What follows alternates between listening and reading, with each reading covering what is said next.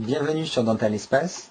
Je vais vous présenter un cas clinique atypique d'incisive centrale incluse où une approche esthétique est retenue. Il s'agit d'un enfant de 14 ans qui est adressé et qui vient au cabinet d'orthodontie parce qu'il est préoccupé, ses parents et lui-même, par la persistance de dents lactéales au niveau antérieur maxillaire. Bien sûr, l'examen clinique montre la présence de dents temporaires résiduelles qui ne sont absolument pas mobiles. L'examen radiologique montre la présence de 3 séries de dents au niveau de la zone centrale, les incisives lactéales restantes, les dents surnuméraires et des incisives centrales permanentes. Les dents surnuméraires étant indiquées comme vous le voyez. Pour dire un mot sur les dents surnuméraires, elles sont en général associées à des syndromes spécifiques, tels que les fentes palatines, le syndrome de Downs, ou bien la dysostose cléidocrânienne. Dans 1 à 3% des cas dans la population caucasienne, il s'agit d'un phénomène indépendant. Les objectifs dans ce cas vont être bien sûr la mise en place des incisives centrales,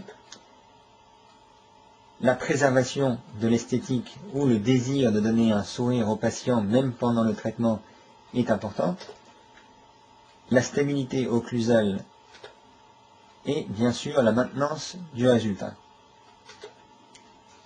Le temps chirurgical, c'est donc de retirer les dents lactéales, de mettre en évidence les dents surnuméraires pour pouvoir également les enlever, parce que ce sont elles qui préviennent et qui empêchent l'évolution des dents permanentes, et la mise en évidence des dents permanentes pour pouvoir insérer le dispositif orthodontique qui va être décrit. Un lambeau à repositionnement apical a été pratiqué pour faciliter la future pose de l'appareillage et pour maintenir une hauteur de gencive attachée suffisante pour assurer une bonne santé parodontale à suivre. Un appareil amovible ensuite est confié au patient. Cet appareil comprend 2 facettes du commerce placées 2 mm en avant de la crête d'édentement, un élastique intramaxillaire qui est posé et déposé par le patient quotidiennement pour relier une attache qui a été placée sur la dent permanente, et l'appareil amovible où un bouton est inséré sur la face palatine. Ce dispositif permet de pallier à la fois au désir esthétique tout en constituant un point d'ancrage de la force orthodontique qui va permettre la traction de la dent permanente. La réaction secondaire à l'élastique placé au niveau palatin et sur la dent ne fait qu'accroître la stabilité de la mise en place de l'appareillage. Une fois que les dents permanentes sont sur l'arcade, on peut placer notre appareil multibag classique qui permettra de réaligner et de repositionner correctement les dents. L'intérêt d'un tel système a été donc à la fois de mettre en place les incisives centrales en à peine 8 mois. Également, il est tout à fait hygiénique, esthétique pour le patient, et il a permis donc de mettre très rapidement en place les incisives permanentes. Ensuite, une contention fixe est placée de 12 à 22, et nous pouvons voir sur la radio post-traitement qu'il n'y a aucune résorption radiculaire suite à la traction de ces dents permanentes. On peut également noter la présence de dents surnuméraires mandibulaires entre la 34 et la 44, dents surnuméraires bien sûr qui n'existaient pas au début du traitement. Ce deuxième cas clinique est tout à fait identique, mais concernant un jeune enfant de 9 ans, où les parents sont maintenant préoccupés par l'absence d'évolution des dents permanentes.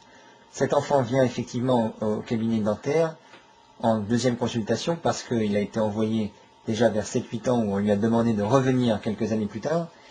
Et bien sûr, il est préoccupé par l'absence de l'évolution de ses dents. On a un manque d'espace pour l'évolution des 11-21. On a encore des dents lactéales présentes entre la 16 et la 12. Donc on ne peut absolument pas coller un appareillage fixe pour tracter les dents. Il faut donc utiliser le même procédé. On a pu mettre en évidence, suite à l'extraction de dents surnuméraires, on a pu mettre en évidence les dents permanentes, où 2 bagues ont été collées. Le même type d'appareillage amovible a été placé avec les dents, les facettes du commerce 2 mm en avant de la crête pour laisser suffisamment d'espace pour que l'élastique s'insère entre la dent permanente et le crochet placé sur la face palatine de la plaque de Hollet.